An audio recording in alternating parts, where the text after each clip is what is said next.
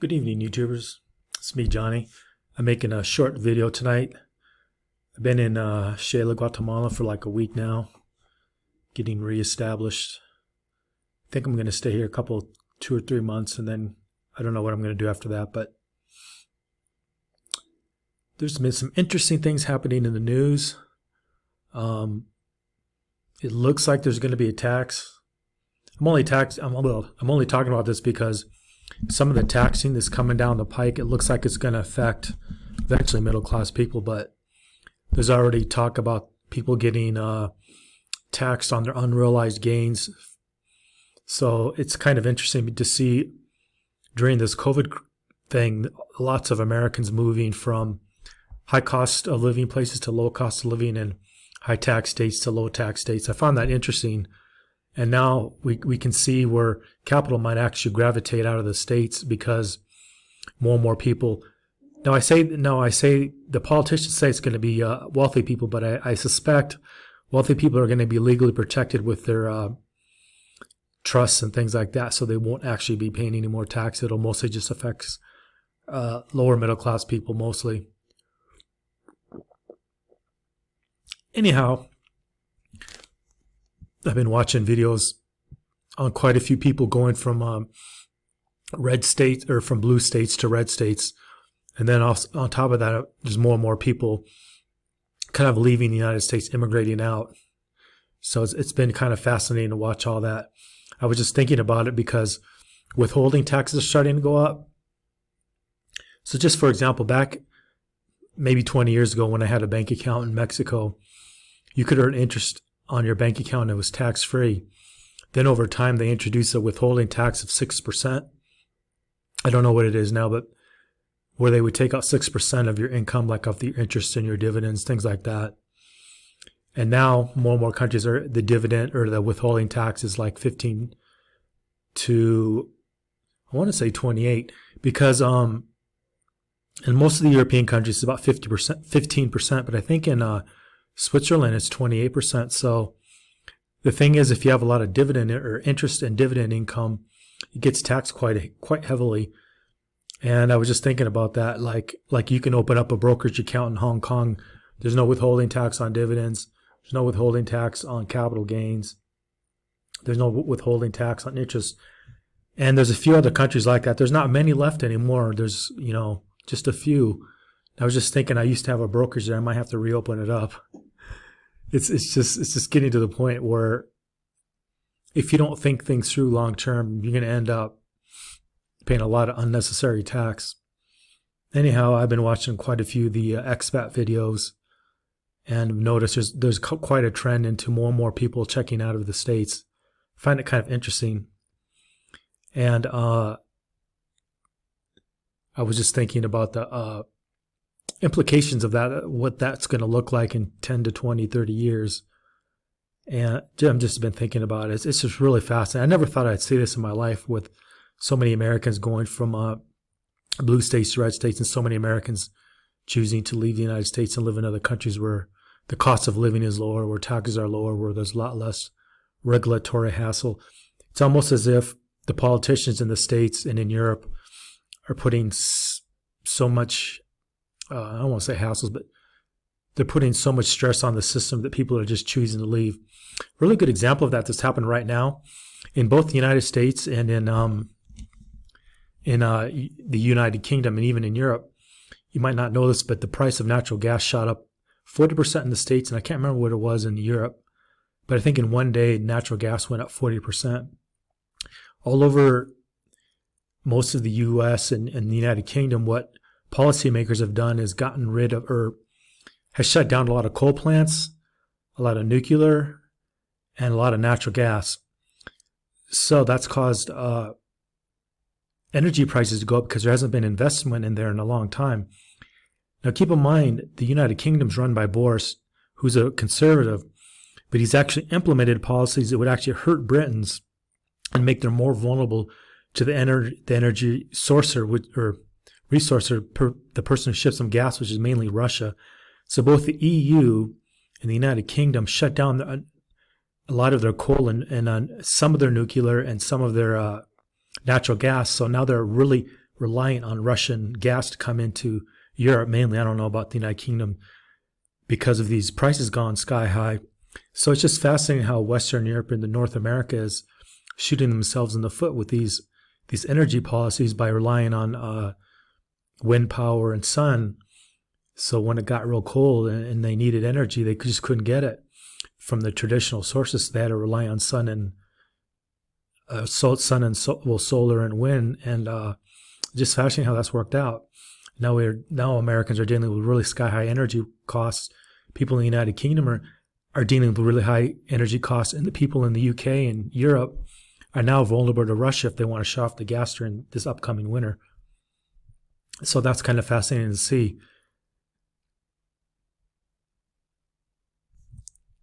And that's the story. That's what I've been thinking about lately. That there's like a whole international world crisis going on, and it's just fascinating to run. I've been looking to travel, but I can't travel because if I want to go to Asia from Central America or Mexico, I have to quarantine in Asia. If I leave out of a U.S. airport, then I don't have to quarantine.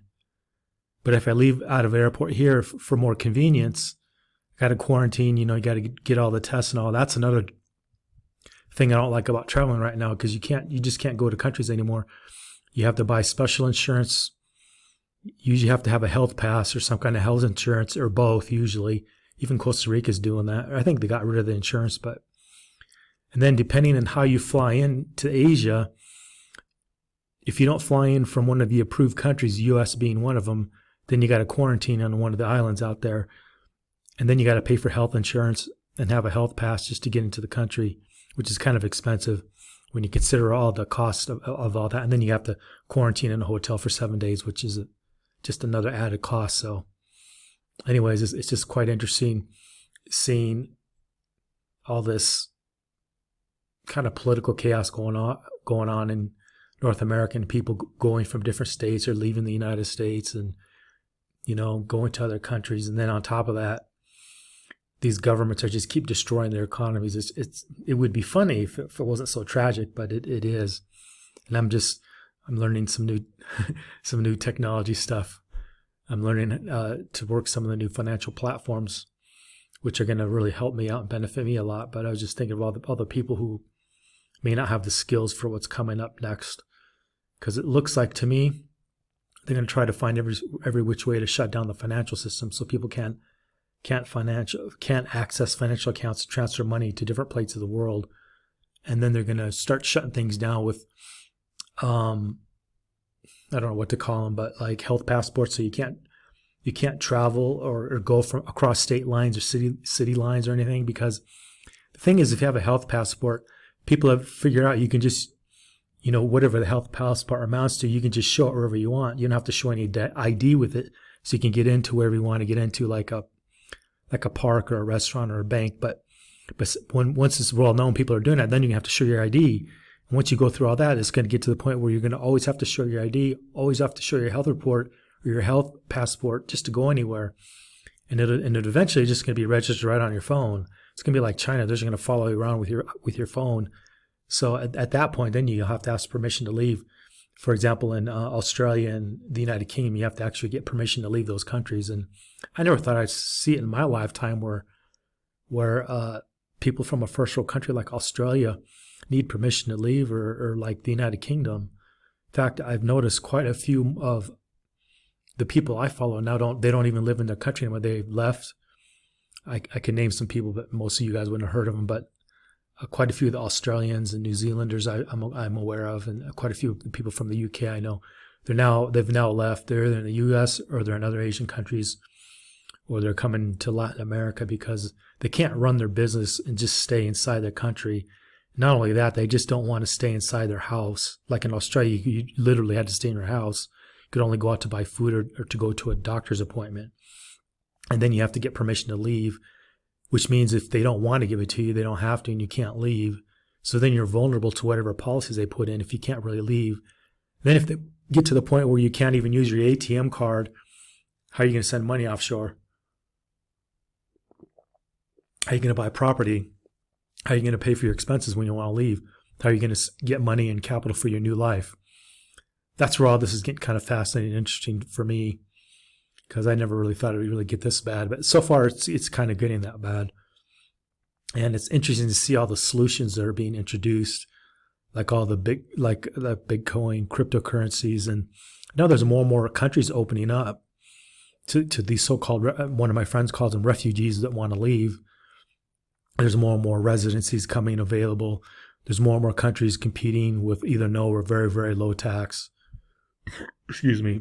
In fact, the only taxes you really got to pay is your fees to get your residency and things like that. There's really no tax on your overseas income, like territorial tax havens like say Guatemala.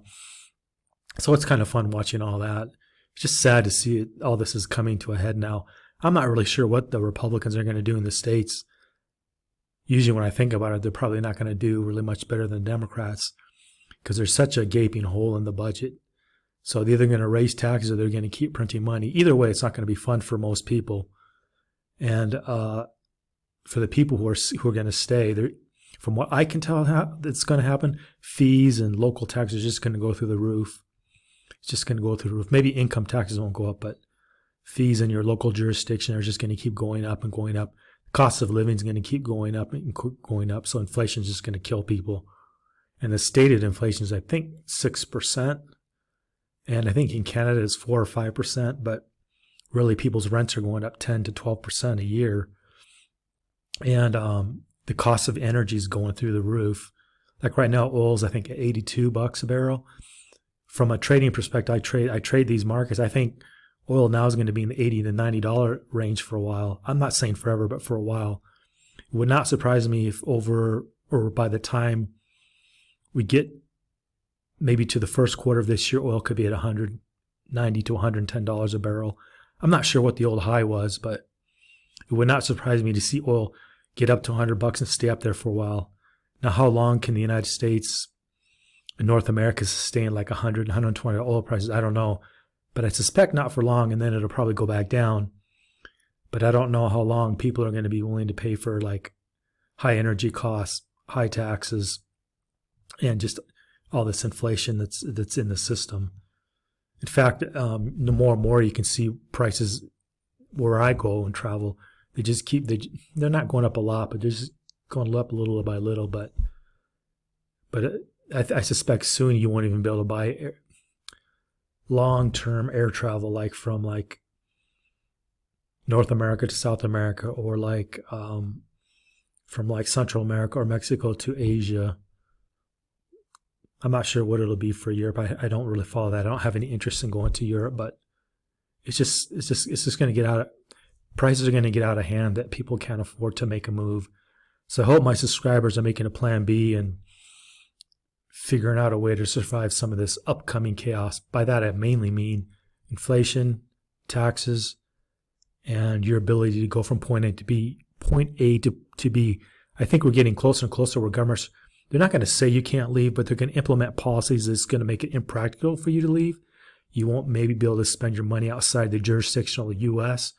They might shut the ATMs off, or they might, say to banks, it's like Argentina does. You got to get permission to use your ATM card overseas.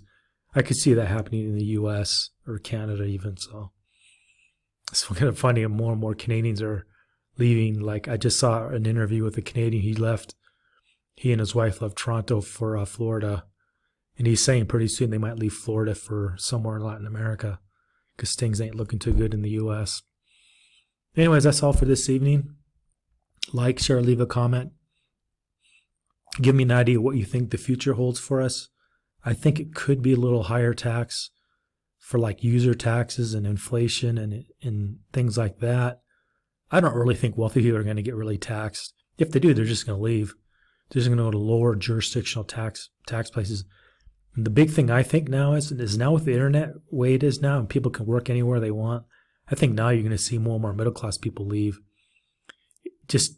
The only people that will really be stuck is people who, for whatever reasons, for family reasons or personal reasons, don't want to leave, and they'll just be kind of stuck paying these higher taxes and having more and more of their freedoms limited. That's one of the main reasons I don't like messing around in the U.S. anymore. a viewer asked, or a commenter made, like, why do I go back? It's mainly family reasons. One of my family member passed away recently, and it's mainly personal reasons like that I go back. So that's still a strong pull for me. So I have very little business there now. I've been trying to restructure my life, so I have less and less business reasons to go back. It's just personal family matters like that is the only reason I really go back there.